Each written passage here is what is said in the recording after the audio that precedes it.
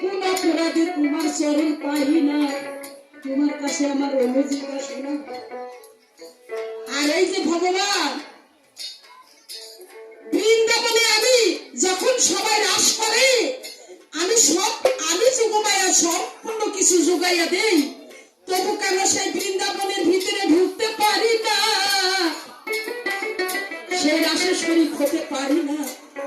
আমার কি অপরাধ? অপরাধ কি হলো তোমার কাছে আমার এটাও জিজ্ঞাসা হলো। এর বেশি আর জিজ্ঞাসা করবো না গো। তাই দেখিয়ে সে ভগবানে কিভাবে বুঝায়। আবার ভগবানকে বলছিলাম, দেখেন যে শুধু ব্রাহ্মণ সত্তর যুগে শীতের দিনে বরফের গুড়ে আর গরমের দিনে আগুনের পারে, শীতের দিনে বরফের গুড়ে, গরমের দিনে আগুনের পারে বসে বসে সে নারায়ণের সাধন করলো। প্রভু খুশি হলো, খুশি হয়ে বলল দর্শন দিয়ে যে, বলো তুমি কি চাও? তোমার সাধনে আমি সন্তুষ্ট হয়েছি, বলো তুমি কি চাও? বলো প্রভু আগে কথা দাও, আমি যা চাইবো তা ঠিক তাই কি পাবো? তুমি কথা দিলা, ঠিক তাই দিব। বলো। বলে তাহলে তোমার বউটা আমাকে দাও, আমি লক্ষ্মীকে চাই। বলে এটা কি সম্ভব? এটা তো সম্ভব না। বলে না প্রভু, তুমি তো কথা দিয়েছো যে আমি যা চাইবো ঠিক তাই দিবে, তুমি ভগবান হয়ে মিথ্যা কথা কেন বলো? বলে ঠিক আছে, আমি প্রথমে বলে গেছি যে সবাই সবকিছু দিতে পারে, কিন্তু কেউ বউ দিতে পারে না। ওটা কি কেউ দিতে পারে? নারায়ণ হেসে দিয়েছিল যে আমি দিতে পারবো, তুই কি নিতে পারবি? হ্যাঁ, আমি দিতে পারবো, তুই কি নিতে পারবি?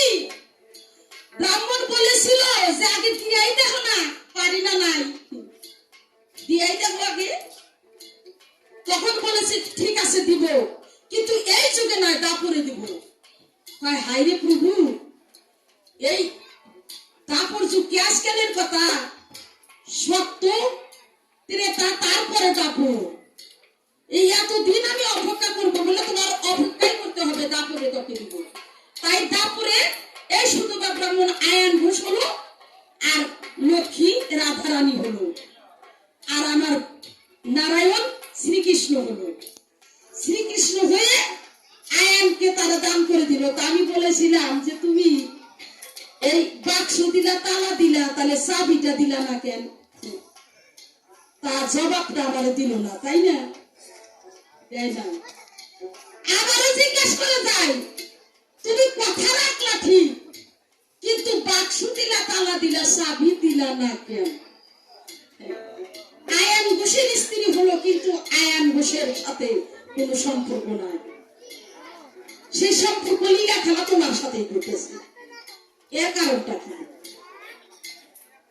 তাই এইটাই আমি তোমার কাছে জিজ্ঞাসা করে যাই, কেন তুমি চাবি দিলা না? আমি জানতে চাই তোমার সাধনা করেছিল, অগাধ সাধনা, সেই সাধনায় সন্তুষ্ট হইলে তুমি কিনা? সন্তুষ্ট হলে যে নাকি এই ঠান্ডার দিনে, শীতের দিনে বরফের গুঁড়ে বসে বসে সেই নারায়ণের সাধন করে, আর যে নাকি গরমের দিনে আগুনের পাড়ে বসে বসে নারায়ণের সাধন করে, কত কষ্ট করেছে। শুধু ব্রাহ্মণ বলতেছি তোমার কাছে, এই কষ্ট সাধনায় তুমি সন্তুষ্ট হলে তাকে তুমি বর দিলে, বর দিলে ঠিকই, কিন্তু আসলটা তো তুমি দিলে না। এর রহস্যটা কি? আসরে করবে আলোচনা। দেখেন, দাতা কর্ম তো তোমার ভক্ত ছিল, মনোপ্রাণ দিয়ে তোমাকে ভালোবাসত। তুমি ভগবান নিজেই বলো যে যে করে আমার আশ তারে বলে আমি সারে সর্বনাশ, তবে যদি না সারে পাস, তবে তুমি আমি তার দাসের দাস। কত ভাবে তুমি ভগবান হয়ে একজন ভক্তকে পরীক্ষা করো। তুমি ভাবলে যে মনে মনে দেখি দাতা কর্ম আমাকে কত ভালোবাসি, সর্বদাই সবসময় হা কৃষ্ণ গোবিন্দ বলে আমাকে ডেকেই থাকে, আমাকে কত ভালোবাসে, আমি একটু পরীক্ষা করতে চাই। এই যে দাতা কর্মের বাড়ি তুমি ভিক্ষুক হইয়া যাও, ভিক্ষুক হইয়া তুমি রওনা যে যাও। ভিক্ষুক হলে একজন ব্রাহ্মণ সাজলা রওনা হয়ে সেই বাহির মহলে থেকে ডাকতেছো, মাগো কে আসো, ভিক্ষাং দিহি ভিক্ষাং দিহি, আমাকে ভিক্ষা দাও। নারায়ণ ব্রাহ্মণের মুখ ধরে গিয়েছে, দাতা কর্মজি গিয়ে সেই চরণে পড়ে গেছে। প্রভু তুমি কি ভিক্ষা চাও, যা চাও আমি তাই তোমাকে দেব। তাহলে আমি যে 7 দিনের অনাহারি, আমাকে খেতে দিবি, পারবি? বলি কেন পারবো না, আপনি কি খাবেন বলে? বলে আমি মানুষের মাংস দিয়ে তোর বাড়িতে সেবা নিব, তুই দিবি? সেই মানুষের মাংস তার একটা 7 বছরই 8 বছরই একটা বালকের মাংস লাগবে। দাতা কর্ম বললো, প্রভু গো, এই 8 বছরের বালক আমি কোথায় পাবো? কোথা হতে এনে তোমাকে সেই মাংস দিয়ে সেবা দিব? ব্রাহ্মণ বলতেছে, বুঝি না বুঝি না বুঝি না বুঝি না বুঝি না বুঝি না, এইটাই আমি বুঝি না। সেবা যদি দিবি মানুষের মাংস দিবি, সেই মাংস সেবা নিব তোরে আমি বলি। দাতা কর্ম চিন্তা করে, মানুষের মাংস আমি পাবো কোন করে?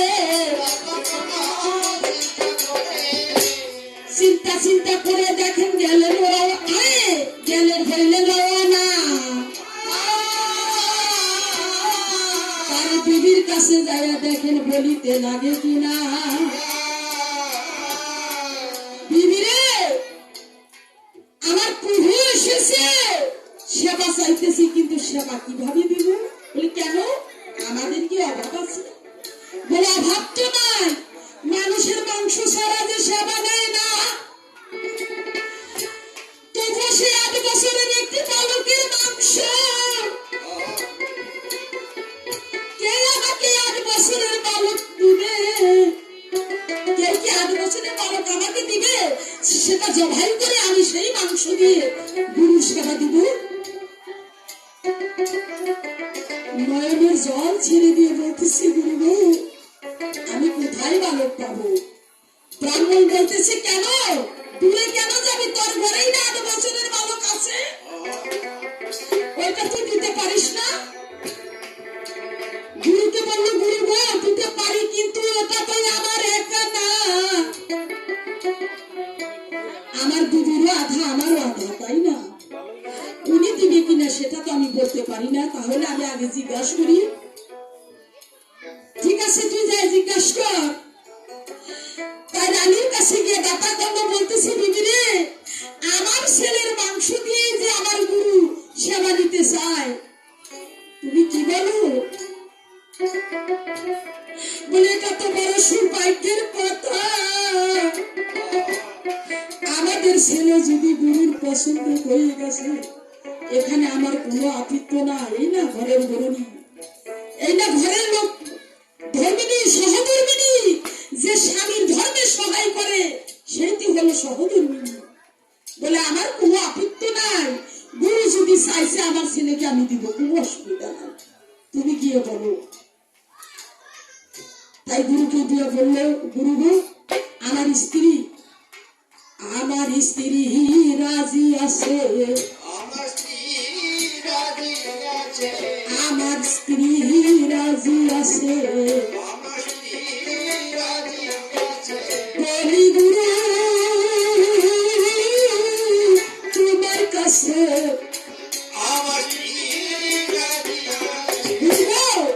আমার স্ত্রী রাজি আছে, আমি দেব।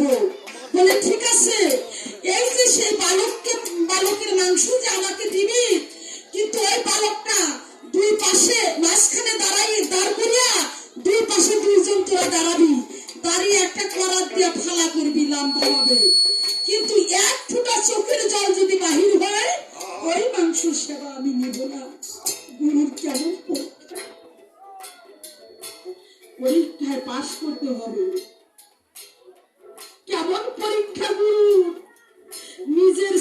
করার দিয়া পারবি? বলেন তো চোখের জল আসবে না? কিন্তু না, এক ফোঁটা জল জানো আসে না। জল পড়লে যে ওই মাংস আমি সেবা নিব না, এই কথা যখন বলল দুইজনে স্বীকার করল, ঠিক আছে গুরু, তবু আপনি সেবা নিয়ে সন্তুষ্ট হন। ছেলে মাঠে খেলা করতে গিয়েছে, বিশু বিশু বলে ডাক দিয়ে সেই মাঠে চলে গেছে। বাবা ছেলেকে, বাবা ডাক শুনে ছেলে দৌড়িয়ে বাবাকে জড়িয়ে ধরেছে। বাবা তুই চোখের জল ঝরঝর করে পড়তেছে। বিশুকে তো বাবাকে ডাকে দিয়ে বলতেছে, বাবা তুমি কেন কাঁদতেছো? বলে জানিস বাবা, আজকে যে তোকে আমার জবাই করতে হবে, কাটতে হবে, তোর মাংস গুরু সেবা চেয়েছে। বিশুকে তো দেখেন ছেলে কেমন ছেলে, 8 বছরের বালক, বলতেছি বাবা এটা তো সৌভাগ্যের কথা, আমার মাংস যদি তোমার গুরুর সেবায় লাগে, এর মতো ভাগ্য কি আর হতে পারে? এটা তো বড় সৌভাগ্যের কথা। চলো, কাঁদছো কেন? চলো, আমি রাজি আছি। ছেলেকে নিয়ে আসলো, মাঝখানে খাড়া করলো, করার ধরলো দুই পাশে দুইজনে। খাড়া করে যখন কাটতে আসে, কাটতে কাটতে এক ফোঁটা চোখের জল যখন পড়েছে, টাকা করলো। ওইটা গুরু দাঁড়িয়ে দেখছে, বলে হবে না, তোর এই সেবা আমি নিব না। বলে কেন গুরু? বলে তোর এই ছেলের প্রতি মহাব্বত হয়েছে, যার জন্য তুই কাঁদতেছিস, এই মায়া লাগা মাংস দিয়ে আমি সেবা করব না। বলে না গুরু, আমার ছেলের প্রতি কোনো মায়া লাগে না। বলে তাহলে কাঁদতেছিস কেন? বলে গুরু জানো না, জানো না,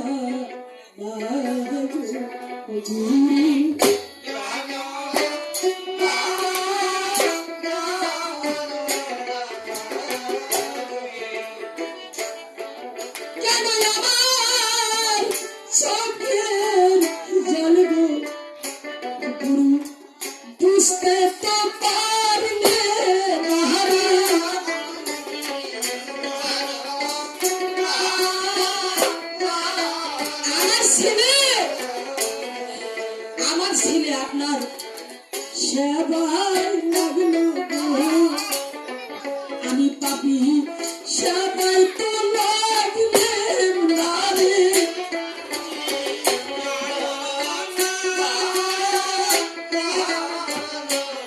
আমি কত পাপিষ্ঠ, আমি পাপির মাংস আপনার সেবায় লাগলো না। আমার ছেলের জীবন ধন্য হলো গো, শুধু পরে রইলাম আঁকিলে।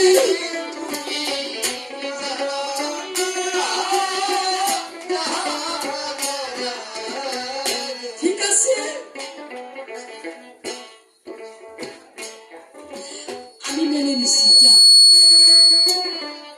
তোর বউকে তাড়াতাড়ি রান্না বান্না করে আমাকে এনে দে, আমি সেবা নিব। তার স্ত্রী গিয়ে মাথাটা লুকিয়ে রাখলো, আহারে জীবনের মতো আমার ছেলে বিদায় হয়ে গেল, এই মাথাটা আমি একটা বস্তু, একটা পুকুরিতে ঢেকে রাখি, যখন মনে হবে আমি মাথাটা তো দেখতে পারবো।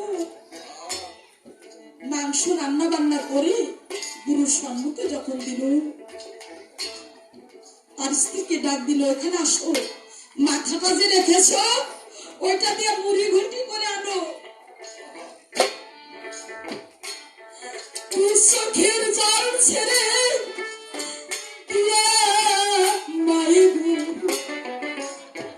হইল রে,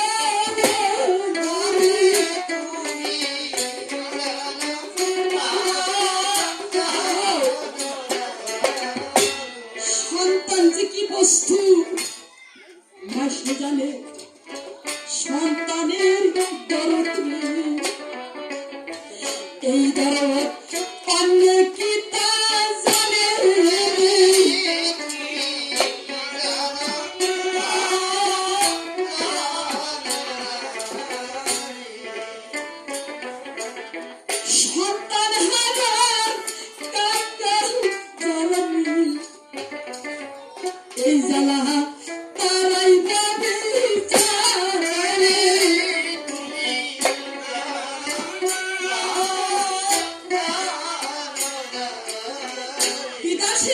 কোনো সন্তান কোনো মায়ের সন্তান যায় চাতক পাখির মতো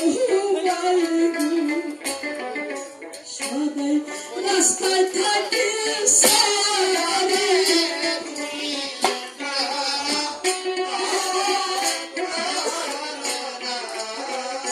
সন্তান যখন চলে আসে দেখবেন ভাই বোন সবাই দৌড়িয়ে যায় ও বলে দাদা আমার জন্য কি আনছো ও বলে ভাই আমার জন্য কি আনছো মা কি বলে আমার জন্য কি আনছো সন্তানের মুখের দিকে আগে তাকায় আরে গাড়ির মধ্যে কত দূর হতে আবার ছেলে এসেছে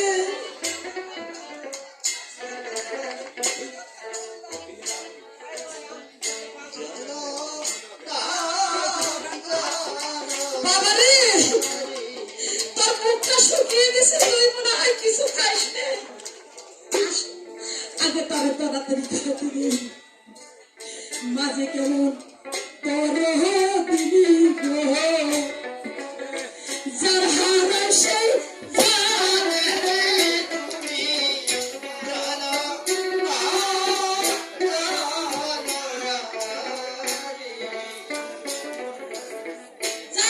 শিশু বেলায় বাবা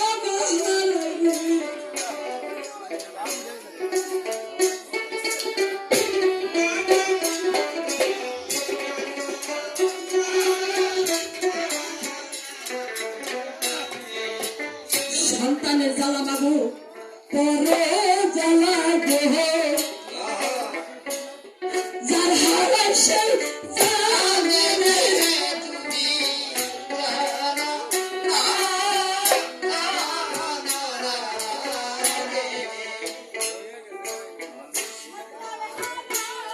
পাগল হইয়া মায়ে ও মায়ে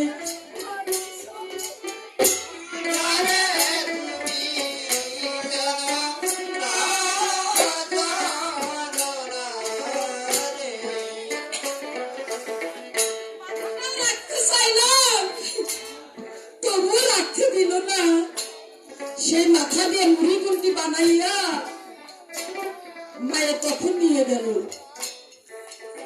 গুরু তখন বলতেছে ব্রাহ্মণ বলে আমি একা তো কোনোদিন সেবা নেই না অতীত লাগবে আমাকে অতীত সেই অতীত 8 বছরের বালক লাগবে দাতা করলো দুইটি চোখের জল ছেড়ে দিয়ে বলতেছি গুরু গো আমি হতভাগা বাবা আমার নিজের সন্তানকে কেটেছি আমাকে কি কেউ 8 বছরের বালক আর দিবে কেউ কি আমাকে বিশ্বাস করবে বলতেছে তুই বাহির মহলে গিয়ে তোর মনে যাকে চায় তাকে তুই ডাক দেগা এসে পড়বে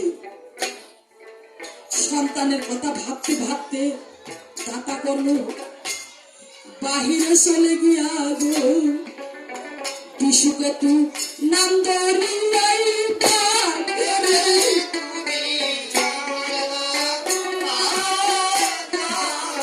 একবার হরিবার হরিবার হরিবার জয় জয় গোবিন্দ প্রেমানন্দ হরিবার হরিবার হরিবার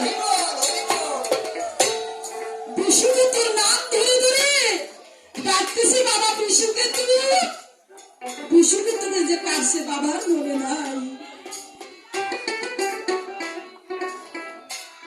হাত বাড়াইয়া সেই বিশুকে তুই হাসতে হাসতে বাবার কোলে দৌড়িয়ে আসলো বাবা জড়িয়ে ধরে বলে কি এটা স্বপ্ন না সত্যি আমি বুঝতে পারি নাই বারবার হাতায় বাবা তুই সত্যি বিশুকে তুই বলে হ্যাঁ বাবা আমি তো বিশুকে তুই বলে না তোকে তো আমি নিজের হাতে কেটেছি বলে না বাবা আমাকে তুমি কাটো নাই বলি কেন কাটি নাই ঠিক বলিস তুই বলে বাবা আমাকে যখন পরাতের তলে রেখেছিলে না ওই টাইমে আমাকে যখন কাটতে ধরলে পরাতটা ধরলে না ওই যে ব্রাহ্মণটা দৌড়ে আমাকে টান দিয়া আমাকে দূরে সরিয়ে দেয় ব্রাহ্মণ ওইখানে বসেছিল আর তুমি আমাকে কাটো নাই তোমার গুরুকে তুমি কাটছো আহারে গুরুর কেমন পরীক্ষা পাবি গো কারো বুঝবার সাধ্য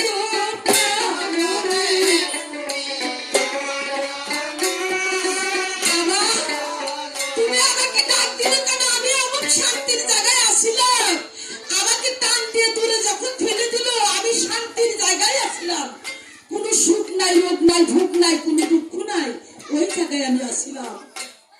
তোমার গুরু নিজেই এই জায়গায় বসছিল, তোমার গুরুকে কাছে দৌড়ে এসে দুজন পায়ে পরে গো গুরু বুঝবার সাধ্য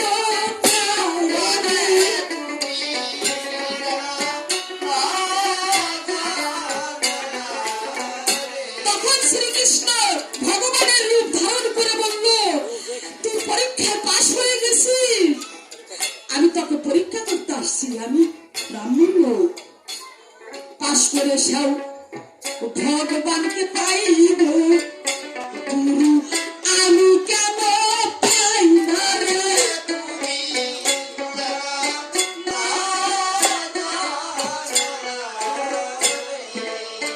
তোমার জন্য পাগল হইয়া গো আমি যদি হইয়া বেড়াই রে।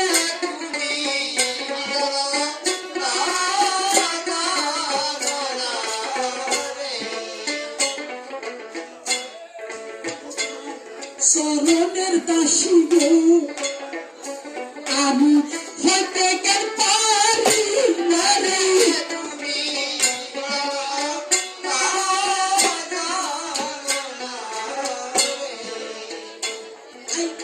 গুরুর প্রেমের পাগল যারা, এই গুরুর প্রেমের পাগল হইয়া